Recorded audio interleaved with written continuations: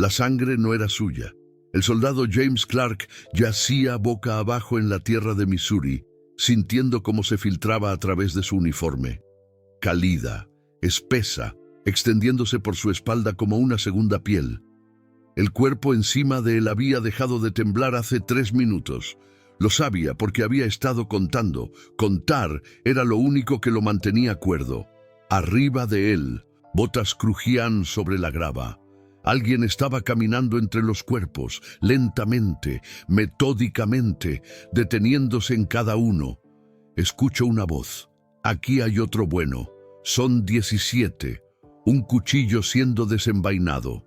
Un sonido húmedo y desgarrador que atormentaría sus sueños por los próximos 40 años. Ahora 18. James Clark no se movió, no respiró, no existió. No era más que tierra y sangre y silencio, porque en el momento en que se convirtiera en algo más, en el momento en que se moviera, jadeara, o Dios no lo quiera abriera los ojos, se convertiría en el número 19. Las botas se detuvieron a 1 metro de su cabeza. Todavía sangra fresco. Revísalo. Lo que siguió fueron las 4 horas más largas en la vida de cualquier ser humano. Y cuando terminó, James Clark se convertiría en el único hombre en testificar sobre lo que los guerrilleros de Bill Anderson dijeron mientras ejecutaban a 24 soldados Union desarmados en Centralia. No lo que vio, lo que escuchó, porque durante 4 horas no pudo ver nada, solo podía escuchar los disparos, las risas, las conversaciones que probaban que estos no eran asesinos sin mente, sino algo mucho más aterrador.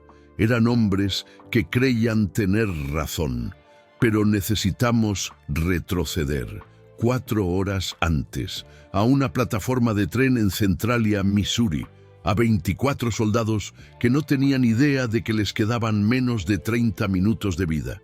27 de septiembre de 1864. El sol de la mañana colgaba bajo sobre Centralia, Missouri, pintando la plataforma de madera del tren en tonos de oro y ámbar. Debería haber sido hermoso. Era el tipo de mañana que hacía pensar a los hombres en el hogar, en esposas esperando, en niños creciendo sin ellos. El soldado James Clark estaba sentado en el borde de la plataforma, con las botas colgando sobre las vías. Tenía 22 años. Había sido soldado durante 11 meses y en 3 semanas su alistamiento terminaba. 3 semanas, 21 días. Los había estado contando desde agosto.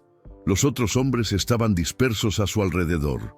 Algunos durmiendo contra sus mochilas, algunos escribiendo cartas, algunos simplemente mirando el horizonte como hacen los hombres cuando han visto demasiado y han pensado muy poco al respecto.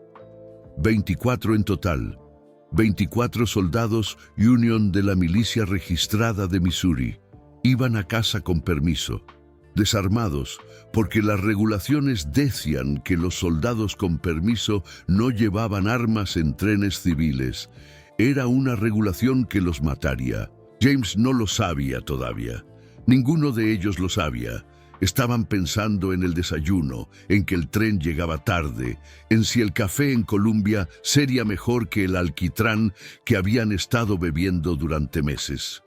El sargento Thomas Reynolds se sentó a su lado. Tom era mayor, 34, con 3 hijos en Illinois y una esposa que le escribía cartas cada semana. Le había mostrado la última ayer. Dice que Michael ya camina, dijo Tom, mirando las vías. Empezó el martes pasado, primeros pasos y me los perdí. James asintió. No sabía qué decir. No tenía esposa ni hijos, nada esperándolo excepto una granja que probablemente se había llenado de maleza y una madre que había dejado de escribir hace 6 meses.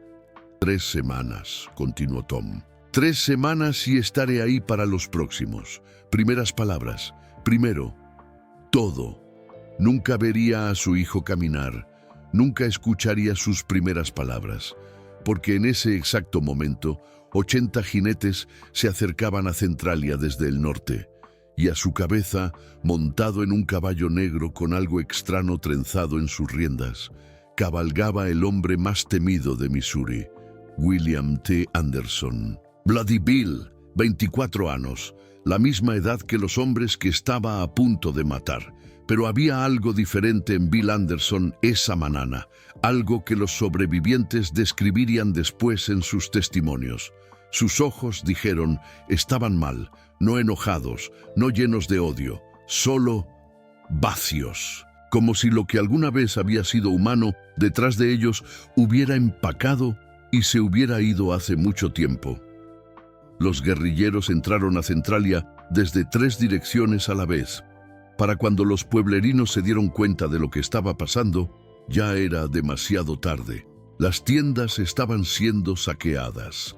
El hotel estaba siendo registrado y alguien estaba preguntando por el tren. ¿Cuándo pasa el próximo?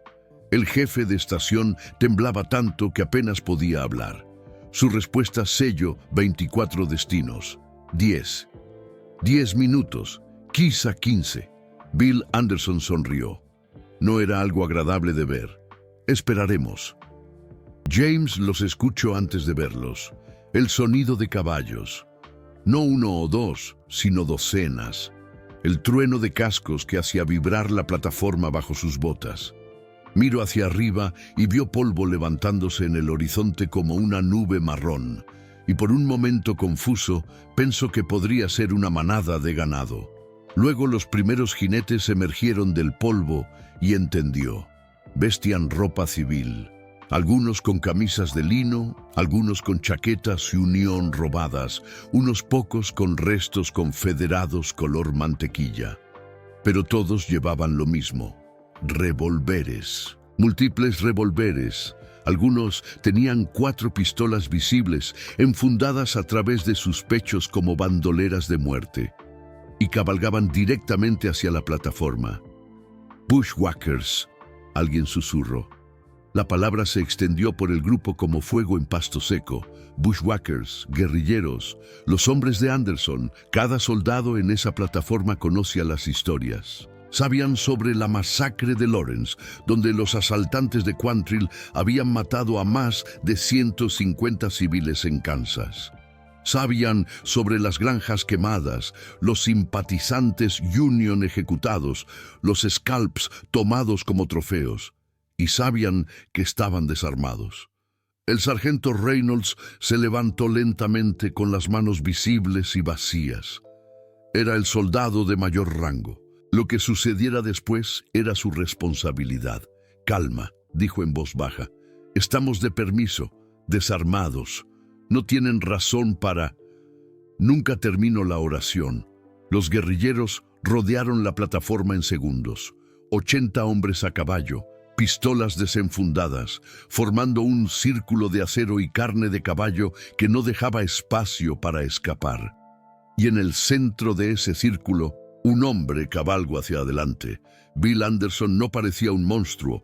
Eso era lo que James recordaría más claramente décadas después.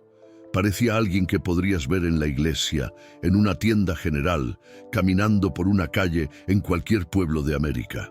Joven, delgado, casi guapo si no mirabas demasiado de cerca. Pero sus ojos eran del color del cielo de invierno, e igual de vacíos. Todos fuera del tren, dijo. Su voz era calmada, casi agradable, como un maestro de escuela llamando la atención de los estudiantes. Todos, ahora, dejen sus armas y objetos de valor donde están. No tenemos armas, dijo Reynolds. Estamos de permiso, rumbo a casa. Anderson lo miró por un largo momento. Algo parpadeó en esos ojos muertos. No enojo, no simpatía, solo un cálculo frío. Luego sonrió. Perfecto. Lo que sucedió después tomó menos de 10 minutos. Tomaría 40 años olvidarlo. Los guerrilleros arrearon a los soldados fuera de la plataforma y hacia el campo junto a las vías. Los hicieron formarse en una fila hombro con hombro, mirando hacia el oeste. El sol de septiembre estaba en sus ojos.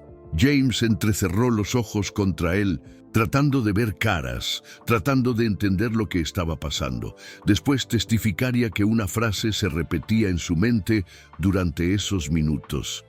Esto no puede ser real. Esto no puede ser real. Esto no puede estar pasando. Desnúdense, ordenó Anderson. Nadie se movió. El primer disparo hizo que todos se estremecieran. Un guerrillero había disparado al aire y el sonido resonó por los campos vacíos de Missouri como un trueno. Desnúdense. Quítense los uniformes, todo menos la ropa interior. Ahora. Obedecieron. ¿Qué opción tenían?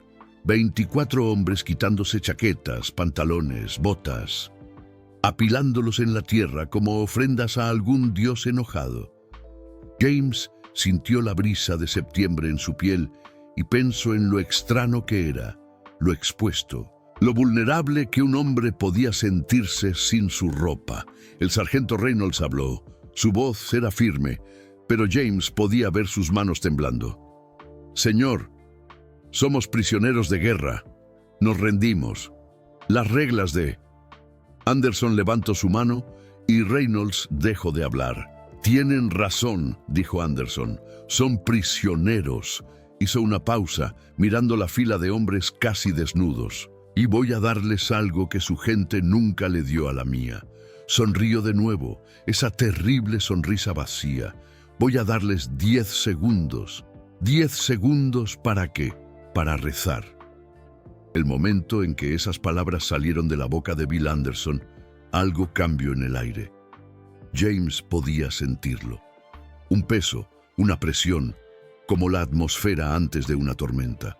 Los guerrilleros se movieron en sus monturas. Algunos de ellos sonreían, otros miraban hacia otro lado, y los soldados Union entendieron. No, alguien susurró. No, no, no. El sargento Reynolds dio un paso adelante. Espera, espera. Tengo dinero, tengo 3 hijos, tengo 1. El conteo comenzó. La voz de Anderson era calmada, sin prisa, como si tuviera todo el tiempo del mundo. 2. Los hombres empezaron a rezar. Algunos cayeron de rodillas. Algunos se quedaron congelados, incapaces de moverse, incapaces de procesar lo que estaba pasando. James sintió que sus piernas se debilitaban, pero de alguna manera se mantuvo de pie. 3. Pensó en su madre, en la granja, en cómo se veía el trigo en agosto, dorado e interminable, ondeando con el viento. 4. Pensó en una chica llamada Sara, que lo había besado una vez detrás de la iglesia, en cómo sus labios sabían a moras. 5. No pensó en nada en absoluto. 6. Reynolds seguía hablando, seguía negociando, seguía tratando de encontrar alguna palabra, alguna frase, alguna combinación mágica que hiciera que esto se detuviera. 7. Mis hijos nunca sabrán lo que me pasó. El pensamiento apareció de la nada, cristalino. 8. Alguien estaba llorando, alguien estaba rezando, alguien estaba maldiciendo. Los sonidos se mezclaron en un muro de desesperación humana. 9. James cerró los ojos. 10. La primera descarga de disparos erupcionó como el fin del mundo. James no recordaba haber caído. Un momento estaba de pie, al siguiente estaba en el suelo, cara presionada contra la tierra de Missouri, el sabor de sangre y tierra llenando su boca. Algo pesado cayó encima de él. Otro cuerpo, caliente y temblando. Luego otro. El peso sacó el aire de sus pulmones. Los disparos continuaron. Ya no una sola descarga, sino reportes individuales. Pop, pop, pop. Los guerrilleros estaban caminando entre los caídos, disparando a cualquiera que se moviera. James no estaba muerto. No sabía cómo, no sabía por qué.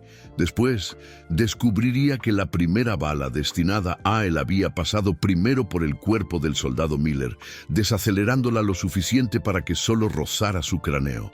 Llevaría esa cicatriz por el resto de su vida. Una línea blanca a través de su cabello donde nada volvería a crecer. Pero en ese momento no sabía nada excepto que estaba vivo y sabía que si se movía, si respiraba demasiado fuerte, si hacía cualquier cosa excepto quedarse perfectamente quieto, no seguiría así. Así que se quedó ahí, boca abajo, sangre acumulándose a su alrededor, cuerpos apilados encima de él, y escucho. La primera hora fue la peor. No por los disparos. Esos terminaron en minutos. No por los gritos. Esos terminaron aún más rápido. La primera hora fue la peor por los sonidos que vinieron después. Botas sobre grava, caminando lentamente por el campo. El sonido húmedo y desgarrador de cuchillos en cueros cabelludos. Voces. Casuales, conversacionales, como hombres discutiendo el clima mientras mutilaban a los muertos. Este tenía buen cabello. Mira esto. Escuche que el mayor dijo que conseguimos 24. Es una buena cosecha. Bill quiere al sargento. Dijo algo sobre su uniforme. James yacía inmóvil, su único ojo abierto, sin ver nada más que tierra y sangre, sus oídos procesando cada sonido con horrible claridad. No podía ver lo que estaba pasando, pero su mente pintaba imágenes de todos modos, imágenes que nunca se desvanecerían. Alguien pasó junto a su cabeza, tan cerca que podría haber estirado la mano y tocado su bota. No se movió, no respiró. «Este todavía sangra fresco», dijo una voz. «Revísalo». James sintió que su corazón se detenía. Sintió que todo su cuerpo se convertía en piedra. Este era el momento en que moría. Una bota empujó sus costillas. Lo suficientemente fuerte para doler, no lo suficiente para romper algo. No respondió. Otro empujón, más fuerte. Se mantuvo flácido. Peso muerto. Cadáver. Una pausa. Una eternidad comprimida en 3 segundos. Luego, está acabado. Mira su cabeza. Las botas se alejaron. James empezó a respirar de nuevo, lentamente, cuidadosamente, cada respiración tan superficial que apenas movía su pecho, y siguió escuchando. Porque eso era todo lo que podía hacer. Las conversaciones fueron la parte más difícil, no la violencia. La violencia era esperada. La violencia era lo que hacían los guerrilleros. Pero las conversaciones, la forma casual, cotidiana en que estos hombres hablaban mientras estaban rodeados de cuerpos. Eso fue lo que rompió algo en James Clark, que nunca se curó del todo. Hablaban de sus caballos. «Mi yegua perdió una herradura esta mañana. Necesito encontrar un herrero antes de que nos movamos». Hablaban de comida. Alguien revisó si hay algo que valga la pena comer en ese tren. Podría usar algo además de galleta dura. Hablaban del hogar. Recibí una carta de mi hermana ayer. Dice que la granja va bien. El maíz salió bien este año. Y a veces hablaban de lo que estaban haciendo. Eso hace 52 para Bill. 52 scalps desde que murió su hermana. James escuchó esas palabras y sintió que su estómago se revolvía. Se obligó a no vomitar. Vomitar significaba movimiento. Movimiento significaba muerte. 52 scalps. Estaba tendido en un campo de hombres que habían sido escalpados por alguien que llevaba la cuenta. Y ese alguien todavía estaba aquí, todavía caminando entre ellos, todavía buscando más. Hubo un momento. James testificaría específicamente sobre este momento después, cuando escuchó a Bill Anderson hablar directamente arriba de él. No podía ver a Anderson, no podía ver nada excepto tierra y sangre, y el brazo pálido del soldado Miller a centímetros de su cara. Pero reconoció la voz, esa voz calmada, vacía, casi agradable. Este estaba hablando de sus hijos. Una pausa. Pasos circulando. Dijo que tenía 3 hijos que crecerán sin padre. Otra pausa. James podía escuchar a Anderson respirar. Podía escuchar el crujido del cuero mientras cambiaba su peso. Mi hermana tenía 14. Las palabras quedaron suspendidas en el aire como humo. 14. Josephine iba a ser maestra de escuela. ¿Sabías eso? Me escribió una carta al respecto. Quería enseñar a los niños a leer, a hacer aritmética, a ser buenos. James podía escuchar algo en la voz de Anderson ahora, algo que no había estado ahí antes. No rabia, no dolor, algo más profundo, algo que había pasado más allá de ambos y había salido al otro lado a un lugar donde las emociones ya no tenían nombres. Sus amigos Union la mataron, la encerraron en un edificio y dejaron que se derrumbara sobre ella. Gritó durante 6 minutos. 6 minutos. Lo sé porque hubo testigos. Siempre hay testigos. Pasos. Alejándose.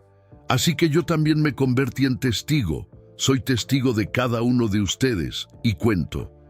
James escuchó a Anderson alejarse. Lo escucho decir algo a otro guerrillero sobre revisar el tren una vez más. Escucho su voz desvanecerse en la distancia. Y siguió ahí acostado, porque la alternativa era unirse a la cuenta. La segunda hora trajo moscas.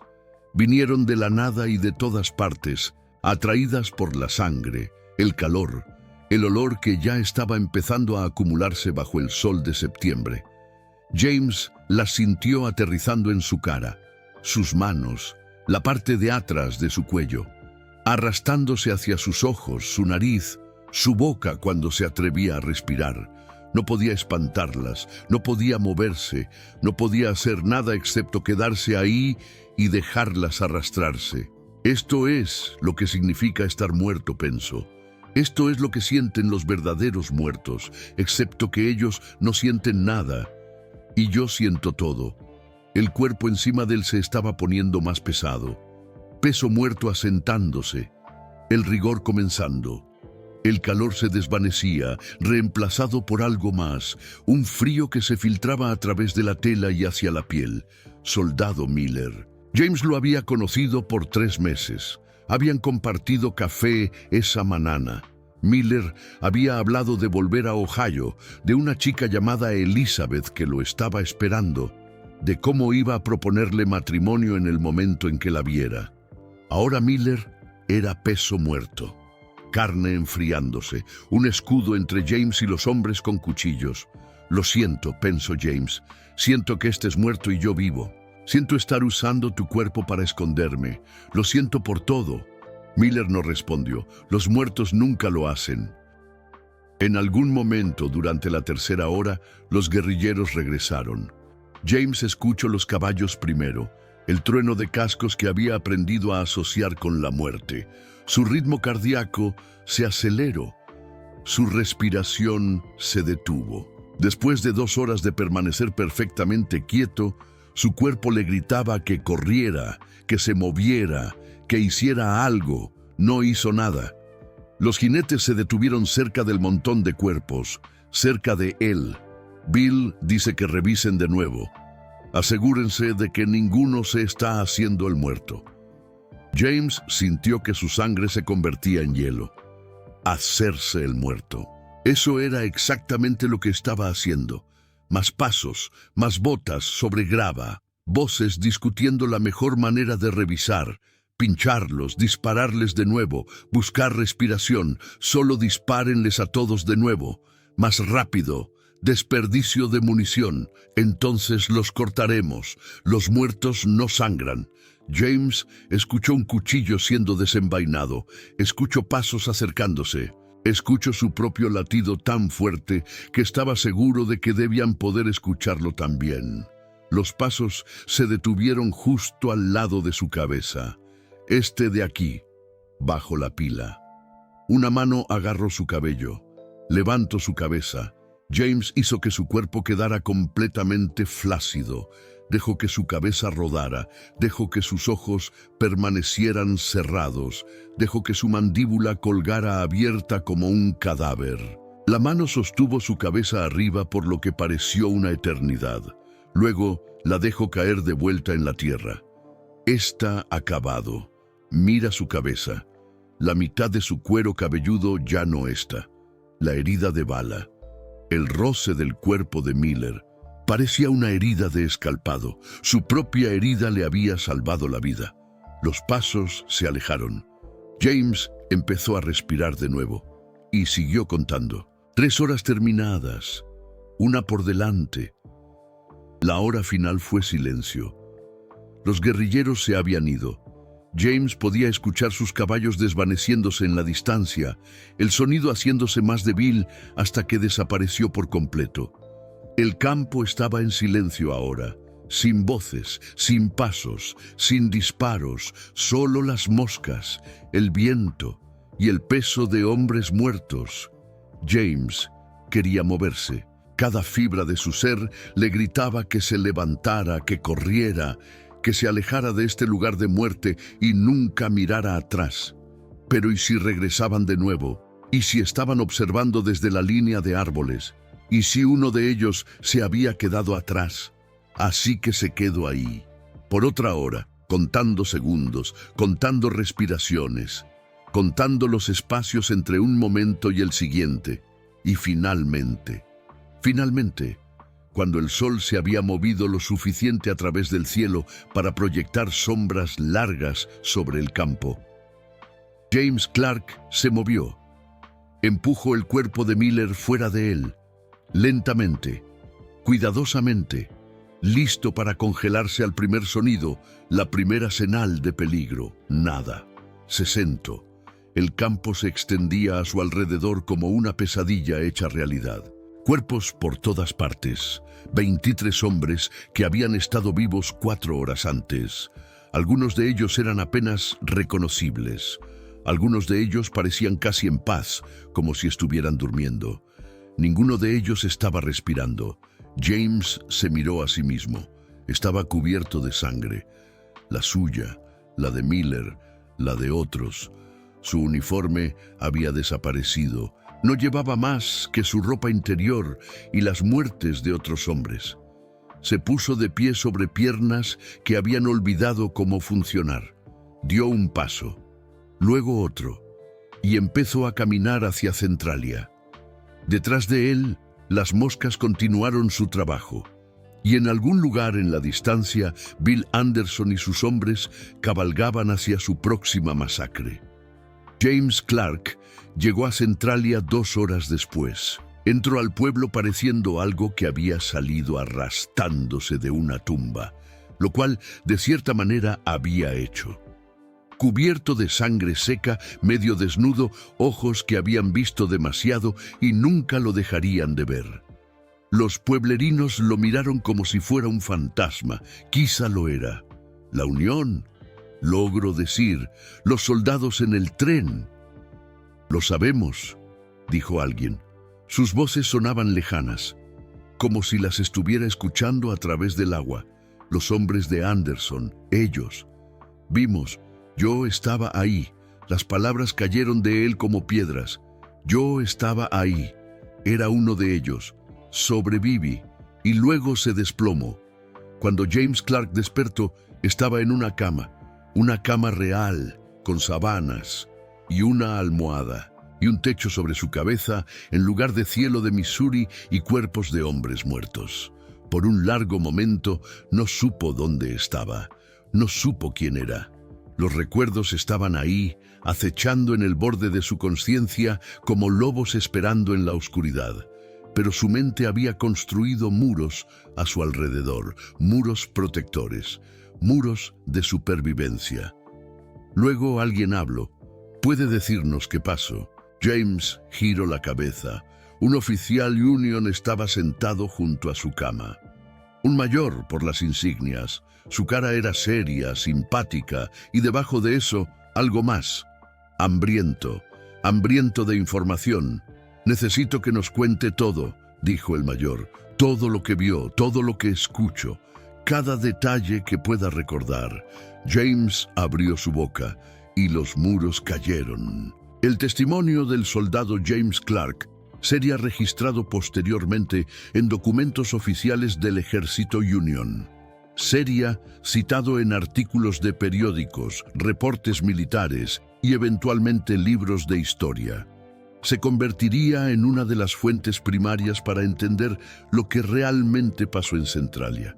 No los trazos amplios, sino los pequeños detalles, los detalles humanos. Porque James Clark no solo sobrevivió a la masacre, la presenció, no con sus ojos.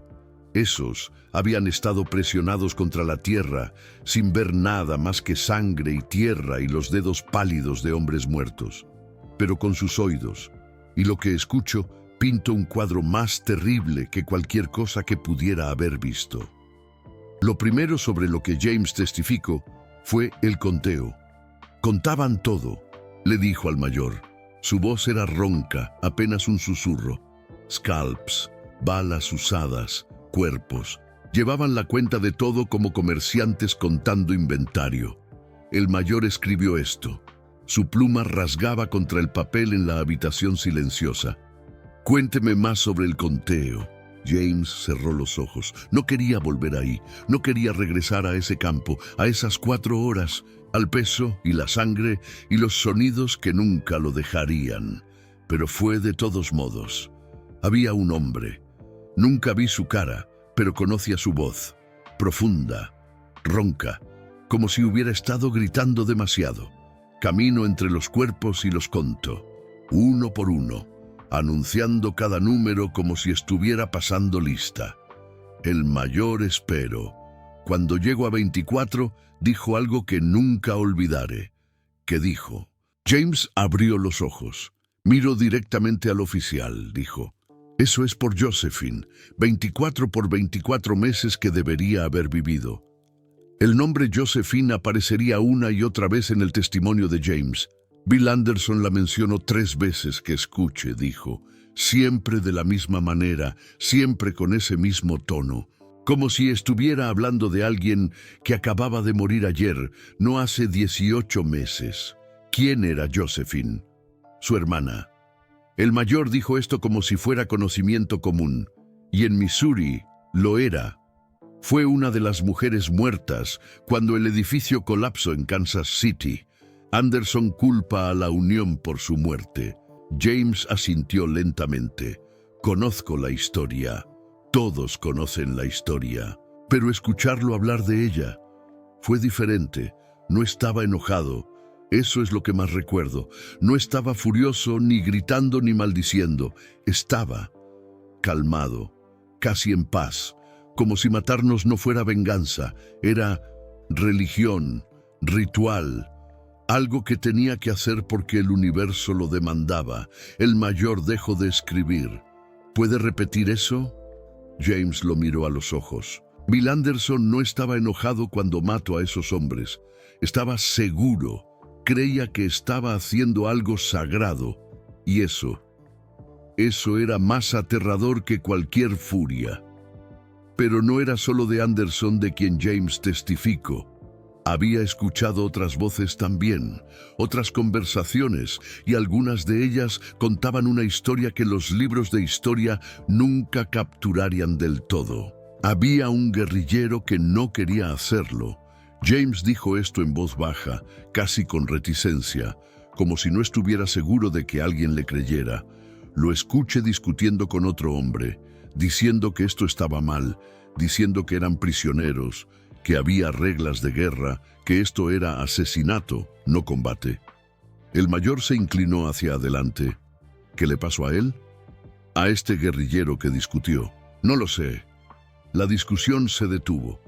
Tal vez fue anulado, tal vez se alejó, tal vez James hizo una pausa, tal vez también le dispararon. No lo sé, solo sé que por unos minutos alguien de su lado estaba tratando de detenerlo, y fallaron. Este detalle nunca llegaría a los reportes oficiales. No encajaba con la narrativa. La narrativa de monstruos y víctimas, de maldad e inocencia, de una masacre cometida por hombres que eran menos que humanos. Pero James lo había escuchado. Uno de ellos había tratado de detenerlo. Uno de ellos había fallado. Y de alguna manera, eso lo hacía peor. El testimonio continuó por 3 días. James Clark habló hasta que su voz se agotó, bebió agua y habló más. Describió cada sonido que recordaba, cada voz, cada conversación, cada terrible detalle que sus oídos habían capturado mientras sus ojos no veían nada. Hablo sobre el escalpado. Lo discutían como granjeros discutiendo cultivos. Cuáles tenían buen cabello, cuáles no valían la pena. Los escuché riéndose al respecto, riéndose como si fuera un chiste, como si no estuvieran arrancando la piel de hombres con quienes había desayunado. Hablo sobre el saqueo. Revisaron nuestros uniformes. Tomaron todo de valor, dinero, relojes, anillos. Uno de ellos encontró una carta en el bolsillo del sargento Reynolds. La carta de su esposa sobre su hijo caminando. La leyó en voz alta, para entretenimiento. Luego la tiro en la tierra. Hablo sobre el regreso. Volvieron 2 veces. La primera para revisar si había sobrevivientes. La segunda para tomar más scalps. Tenían cuotas, como si les pagaran por pieza. Y finalmente hablo sobre la única cosa que no le había contado a nadie todavía. La cosa que lo había mantenido en silencio los primeros 2 días. La cosa que lo hacía despertar gritando cada noche desde Centralia. «Hay una cosa más», dijo James. Era el 3er día de testimonio. El mayor había llenado docenas de páginas con notas. Afuera de la ventana, la vida continuaba. Gente caminando, caballos pasando, el mundo siguiendo girando como si nada hubiera pasado. Pero dentro de esa habitación, el tiempo se había detenido. ¿Qué es? James respiró profundo. Reconocí a uno de ellos. El mayor levantó la mirada bruscamente. Reconoció a uno de los guerrilleros. Su voz. James miraba fijamente un punto en la pared, viendo algo que no estaba ahí. Reconocí su voz. Era de mi pueblo. Crecimos juntos. Íbamos a la misma iglesia. Su familia vivía 3 granjas más allá de la mía.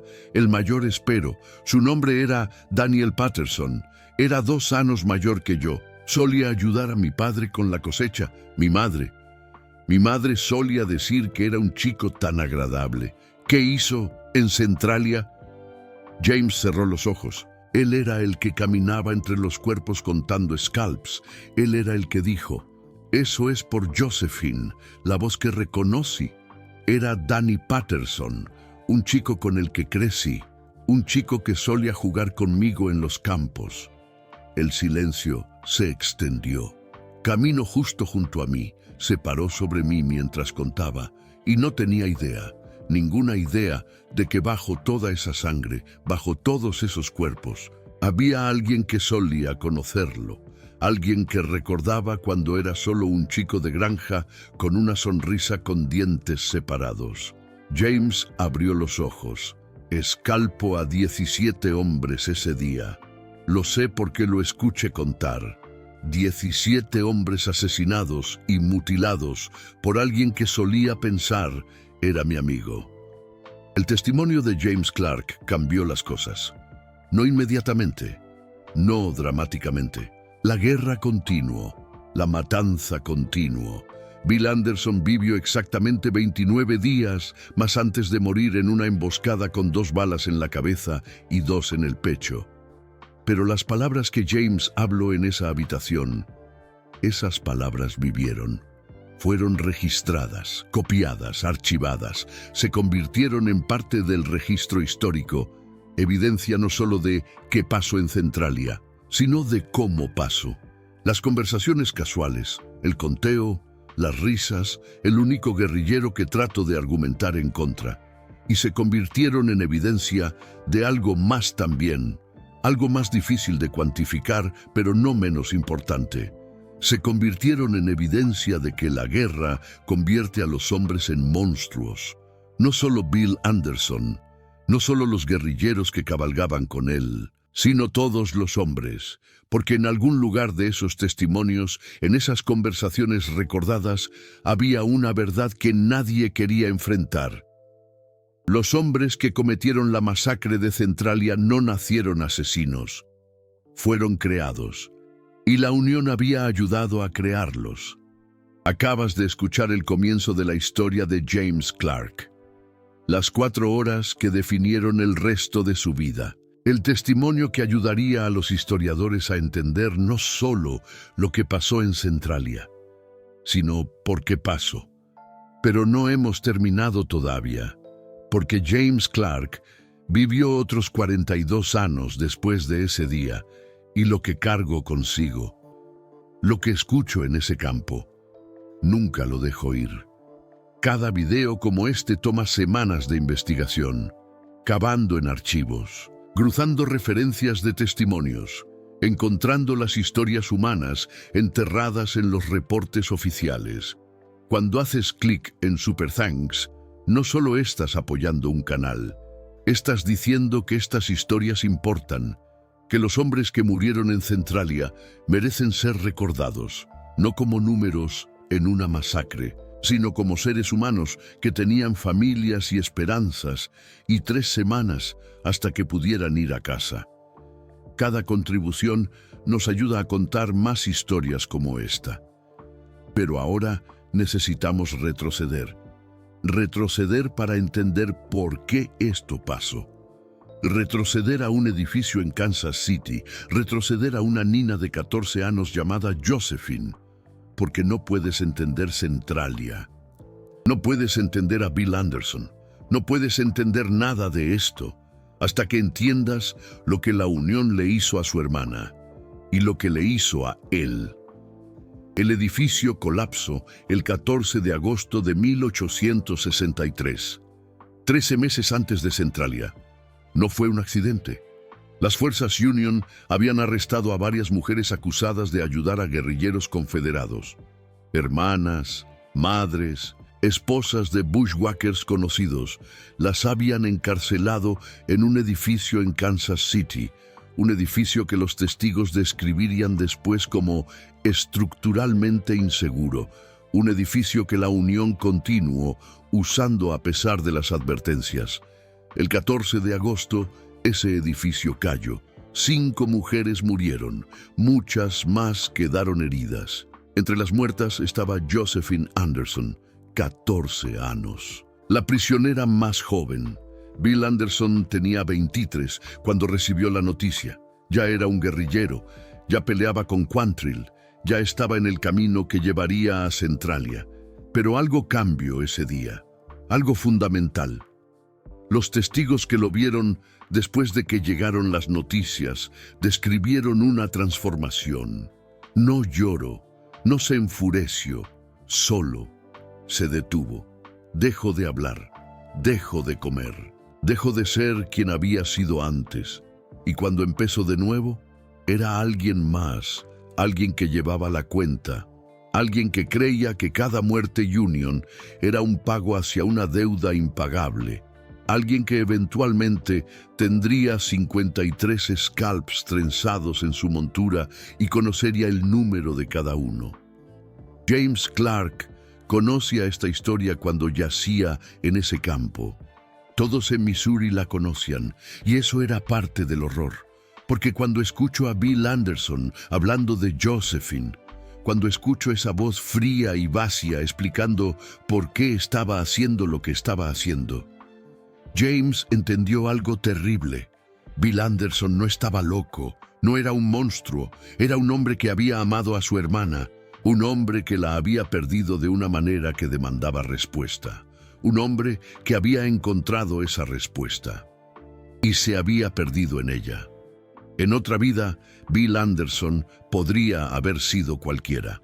Un granjero, un comerciante, un esposo y padre.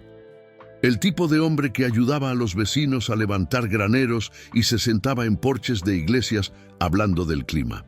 Pero la unión había matado a su hermana y a cambio él había tomado todo. Esto es lo que James Clark escuchó en ese campo. No solo disparos y risas y el sonido húmedo de cuchillos en cueros cabelludos. Escucho las secuelas del dolor. Escucho lo que pasa cuando un ser humano se rompe y nadie está ahí para juntar las piezas. Escucho a un hombre que había ido tan lejos en la venganza que no podía encontrar el camino de regreso. Y escucho la terrible verdad que nadie quería admitir. En la guerra, todos tienen una historia, todos tienen una razón, todos creen que tienen razón. Los soldados Union en ese tren no eran malvados, Eran hombres yendo a casa, hombres con familias, hombres que no le habían hecho nada a la hermana de Bill Anderson, pero vestían el uniforme, y el uniforme era suficiente. Esa es la lección de Centralia. No que la guerra es un infierno, todos saben eso, sino que en la guerra la línea entre víctima y perpetrador no es una línea en absoluto, es un círculo. Las fuerzas Union mataron a Josephine Anderson. Bill Anderson mató soldados Union. Las fuerzas Union mataron a Bill Anderson, y en algún lugar, en alguna tumba sin marcar o campo olvidado, el ciclo continúa todavía, porque cada acto de violencia crea más dolor, y el dolor desatendido se convierte en furia, y la furia sin control se convierte en monstruos. Los hombres que murieron en Centralia no merecían morir. Josephine Anderson no merecía morir. Y en algún lugar debajo de toda la sangre y los scalps y los muertos contados, Bill Anderson no merecía convertirse en lo que se convirtió. Pero a la guerra no le importa el merecimiento. A la guerra solo le importa la cuenta. James Clark fue a casa 3 semanas después. La granja era exactamente como la recordaba, y completamente diferente. El trigo todavía ondeaba con el viento de octubre. El granero todavía estaba donde siempre había estado. El porche todavía crujía en los mismos lugares. Pero James no era la misma persona que se había ido. Camino por su casa de infancia, como un fantasma, acechando habitaciones familiares. Su madre lo abrazó y no sintió nada. Sus vecinos le dieron la bienvenida y no escuchó nada más que el sonido de botas sobre grava contando hombres muertos. La primera noche despertó gritando. La segunda noche no durmió en absoluto. La tercera noche salió al granero y se sentó en la oscuridad hasta la mañana, escuchando a los caballos respirar y tratando de recordar cómo solía sentirse el silencio. Le tomó 3 años dormir toda la noche. Le tomó 10 años dejar de revisar cada cuerpo de agua buscando sangre. Le tomó 42 años morir. Y en todo ese tiempo, nunca una vez olvido lo que escucho en ese campo. Pero nos estamos adelantando, porque antes de que James Clark fuera a casa, antes de que tratara de reconstruir una vida de las cenizas de esas 4 horas, algo más pasó. Algo que lo perseguiría casi tanto como la masacre misma. Conoció a un hombre que se haría famoso, un hombre que había estado en Centralia, un hombre que había cabalgado con Bill Anderson, un hombre llamado Jesse James. El encuentro no fue planeado. James todavía estaba en Centralia, todavía recuperándose, todavía tratando de juntar suficiente de sí mismo para volver a caminar en el mundo. Estaba sentado en el porche del hotel donde lo habían puesto, mirando la nada, cuando un joven entró al pueblo a caballo. El joven tenía tal vez 18 años, delgado, con ojos azul pálido y una mandíbula que parecía haber sido tallada de piedra caliza de Missouri. Vestía ropa civil, pero había algo en la forma en que se sentaba en la montura, algo que hizo que el estómago de James se apretara. Conocía esa postura, la había visto antes. En los hombres que mataron a sus amigos, el joven ató su caballo y caminó hacia la tienda general. James lo miró ir, lo vio salir 10 minutos después con provisiones, lo vio montar y prepararse para irse. Y entonces, por razones que nunca entendería, James habló. ¿Estuviste ahí? El joven se detuvo, se dio vuelta. Esos ojos azul pálido encontraron a James, lo evaluaron, calcularon algo detrás de su superficie calmada. ¿Dónde? James hizo un gesto vago hacia el campo. Allá afuera, con Anderson. Una larga pausa. El joven podría haberlo negado, podría haberse ido cabalgando, podría haber hecho cualquier número de cosas. En cambio, acercó su caballo al porche. ¿Sobreviviste? No era una pregunta. James asintió. ¿Cómo? La palabra quedó suspendida en el aire entre ellos. ¿Cómo sobreviviste cuando 23 otros no? ¿Cómo estás aquí sentado respirando cuando ellos se pudren en tumbas sin marcar? ¿Cómo? James le contó. No sabía por qué. Tal vez porque el joven era la primera persona en preguntar cómo en lugar de qué pasó. Tal vez porque esos ojos azul pálido parecían realmente querer saber. Tal vez porque James necesitaba contarle a alguien que había estado ahí, que lo había visto desde el otro lado. Cualquiera que fuera la razón, contó la historia. Los cuerpos apilados encima de él, la sangre que no era suya. Las 4 horas de sonidos y moscas y espera de la muerte. El joven escuchó sin interrumpir. Cuando James terminó, hubo un largo silencio. Luego el joven dijo algo que James recordaría por el resto de su vida. ¿Quieres saber algo? Bill le hizo a cada prisionero la misma pregunta antes de dispararle. A cada uno. ¿Sabes cuál era? James negó con la cabeza. Les preguntó dónde estaban cuando murió su hermana. Les preguntó si estaban en Kansas City. Les preguntó si tenían algo que ver con ese edificio. Otra pausa. Ninguno de ellos lo hizo. Ni uno solo. Todos eran solo soldados. Lugar equivocado. Momento equivocado. Uniforme equivocado. El joven tomó sus riendas. Bill lo sabía. Sabía que no eran responsables. Pero los mató de todos modos. Porque para ese punto, el joven negó con la cabeza. Para ese punto la matanza ya no era sobre su hermana. Era sobre Bill. Sobre lo que necesitaba sentir. Sobre llenar un agujero que no podía ser llenado. Giró su caballo. Mi nombre es Jesse. Jesse James. Tal vez lo escuches de nuevo algún día. Se fue cabalgando. James nunca olvidó esa conversación. Y 8 años después, cuando Jesse James robó su primer tren. James recordó.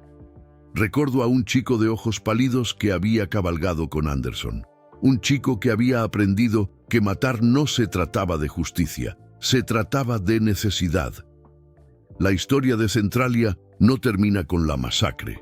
Hace eco, se expande hacia afuera a través del tiempo como una piedra lanzada al agua quieta. Los hombres que murieron ahí tenían familias, esposas que esperaban cartas que nunca llegaron, hijos que crecieron sin padres, padres que enterraron ataúdes vacíos porque no había cuerpos que enterrar.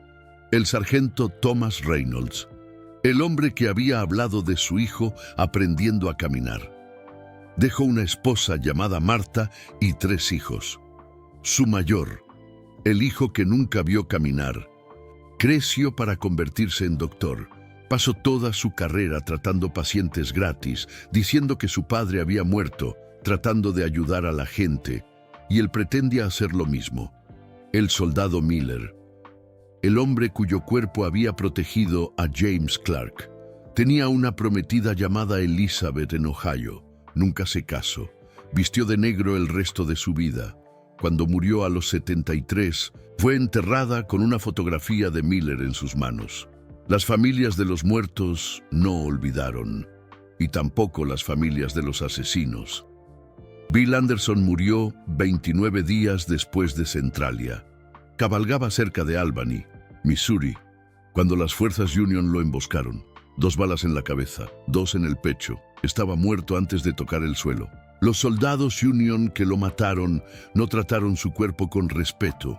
Lo arrastraron por las calles, lo sentaron para fotografías, le cortaron el dedo del gatillo como recuerdo.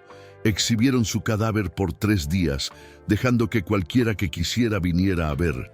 Las mujeres vinieron a apuñalarlo, los hombres vinieron a escupirlo, trajeron a niños para ver lo que le pasaba a los monstruos. Y en algún lugar de la multitud, observando desde los bordes, había un joven de ojos pálidos que había aprendido su oficio del cadáver en exhibición.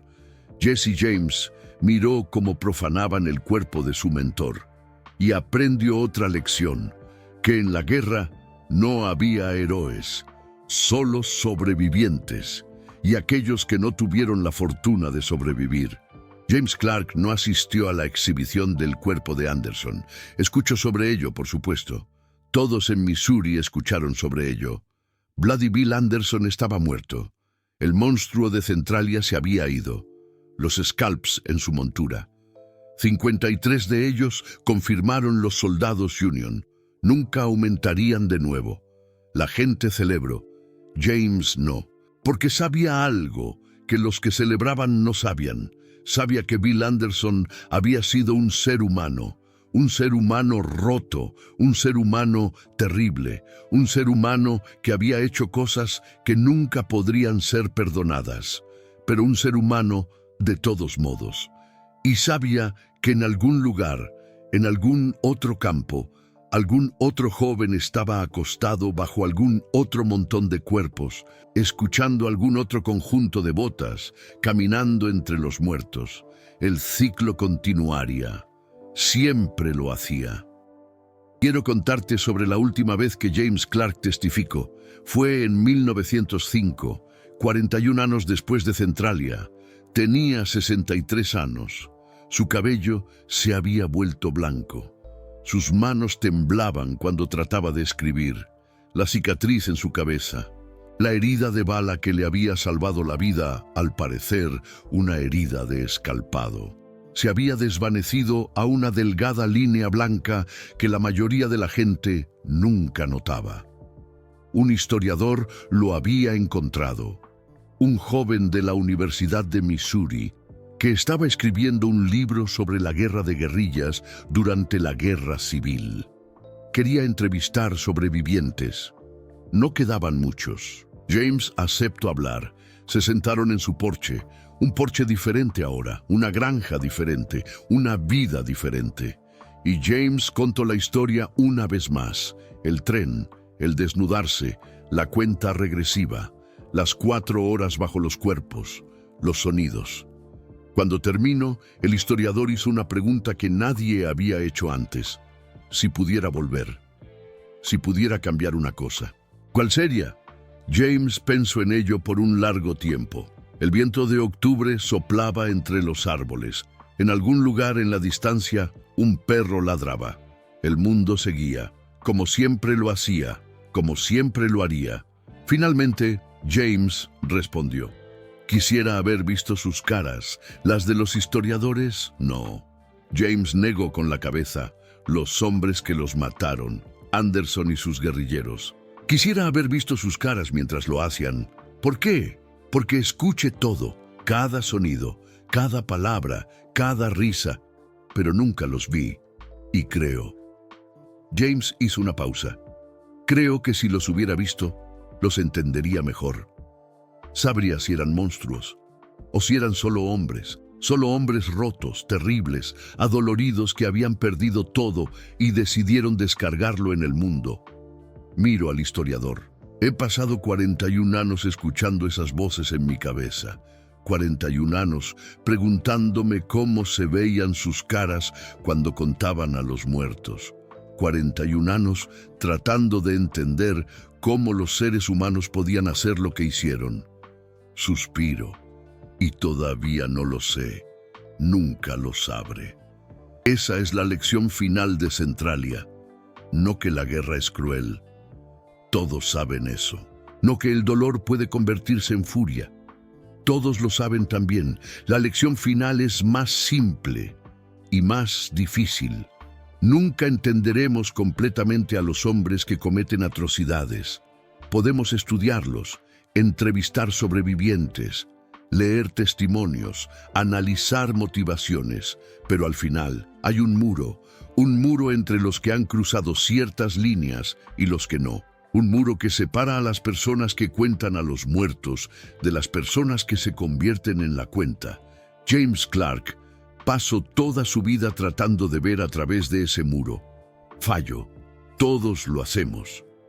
James Clark murió en 1906. Tenía 64 años. Su obituario no mencionó Centralia. Hablo de su granja, su comunidad, la iglesia a la que había asistido durante 30 años, los hijos que había criado. 4 de ellos, todos adultos, todos construyendo sus propias vidas. Lo llamo un buen hombre, un hombre tranquilo, un hombre que trabajaba duro y pedía poco. No menciono las 4 horas que habían definido su vida. No menciono los sonidos que todavía escuchaba cada noche antes de quedarse dormido. No menciono los nombres que todavía recordaba. Reynolds, Miller, Thompson, Davis, los 23 hombres que habían muerto mientras él vivía, porque algunas historias son demasiado grandes para los obituarios. Algunas historias solo pueden ser contadas en los espacios entre las palabras, en los silencios, en las cosas que escuchamos, pero no podemos ver. Acabas de escuchar una de esas historias, la historia de un hombre que sobrevivió por accidente, que testificó sobre lo que escucho, que vivió con esos sonidos por 42 años, que nunca dejó de preguntarse.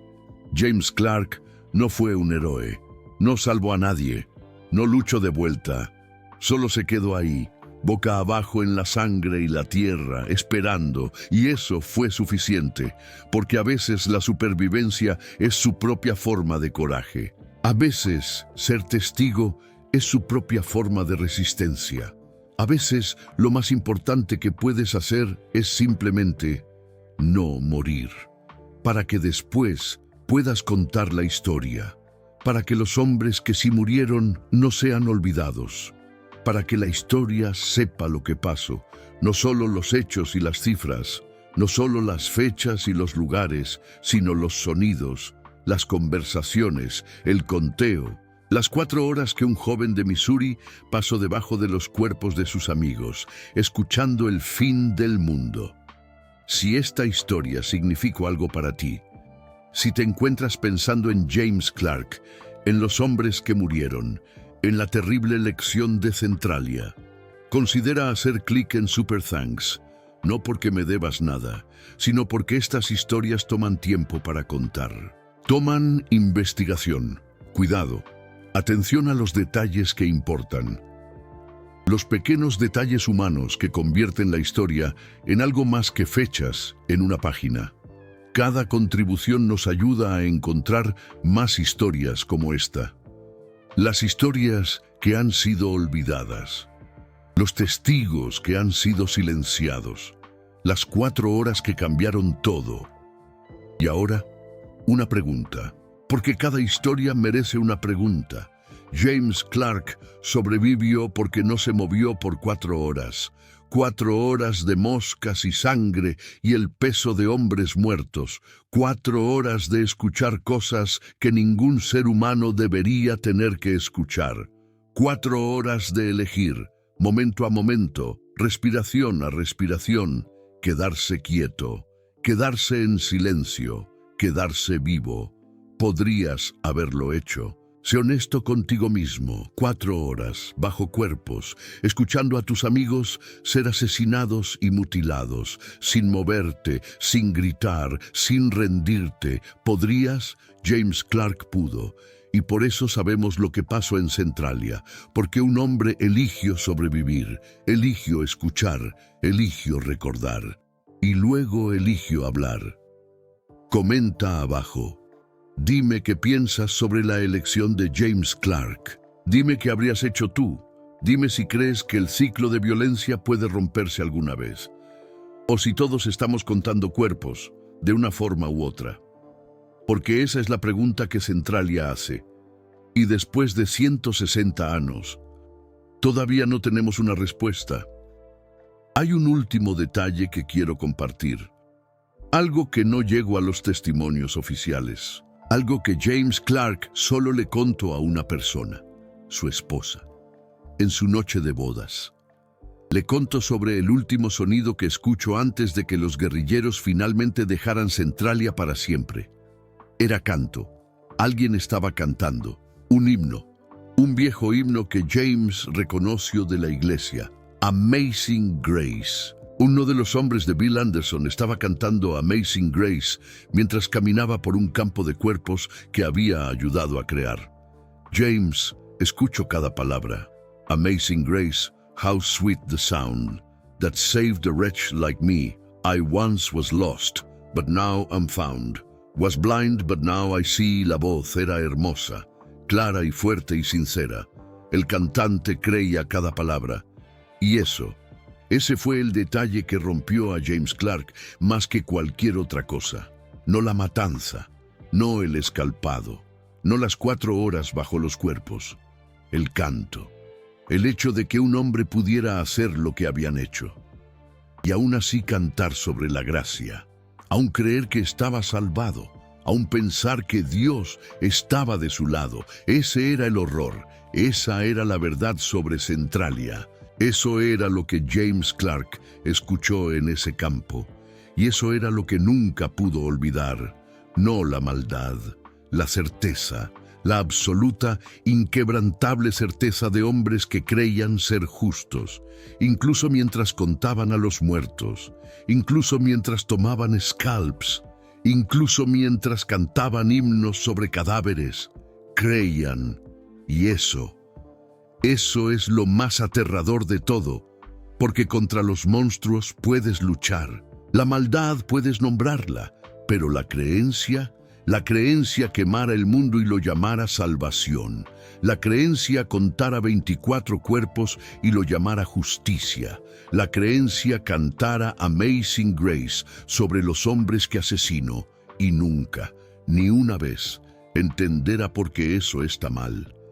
La historia de Centralia no es una historia sobre Bill Anderson, no es una historia sobre los soldados Union que murieron, ni siquiera es una historia sobre James Clark, quien sobrevivió.